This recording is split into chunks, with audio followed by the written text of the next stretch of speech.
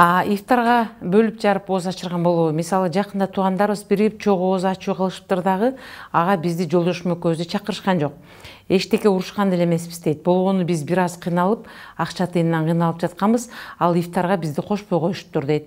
Аябай жинибиз келип атат. Ошондо ооз ачыргандардын сообу жараткандан кабыл болобу бизди ошол бөлүп койгондугу үчүн дейт. Биздин ошо тууганчылык мамиле ушул ифтарга дагы кошулуп, азыр мына бир жаңы бир термин айтат, ифтаритет депчи. Мындай бир авторитет ким ифтарга көп чакырат деп ифтарга чакыруу мода болуп кетти да. Ошондуктан кээде мындай бир адамдар ифтарга барбай, ошол мечиттерде отурганда артык көрүп калган учурлар бар. Анткени өтө эле ысырапкерчилик, өтө эле байлар чакырылып, адамдар ифтар болуп, орозо туткан адамдын оозун ачырып сооп алайын деп эмес, балким ошону менен өзүнүн бир дөөлөтүн көрсөтүп алгысы, ким канчалык көп жанагыдай бир ала тоодо эт кылып, ала көлдө чык кылып, тиги столдун белин майыштырып, мындай бир элге көрүнгүсү келе турган учурлар бар. Анан кээде карап көрсөңүз, орозо кармабагандардын көпчүлүгү ошол жака чогулуп алган болот да.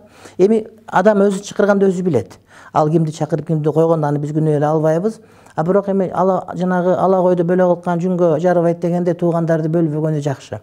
Мисалы үчүн жанагы тууган ошол колундан келбей турган учурда тоготпой койсо, андай жакшы эмес да. Жанагы бирде жигит жөө жүрөт, бирде жигит төө минет. Төө мингенде жигитти тегеректеп эл жүрөт, жөө жүргөндө жигитти келекелеп эл күлөт деп, келекелегендей кылып антип чакырбай койгондугу анын адамгерчилиги эле. Бирок ага таарынын кереги жок. Анткени эгер ага таарынса, анда ошонун деңгээлине бул адам дагы түшкөн болот да. Ошон үчүн ал чакырбаптыр, демек мен орозо кармаган соо мага насип эмес экен деп ар ким өзүнүн үйүнөн ычканга аракет кылганы жакшы. Менимче таарынын кереги жок. Орозо таарынбай тургандардын айы.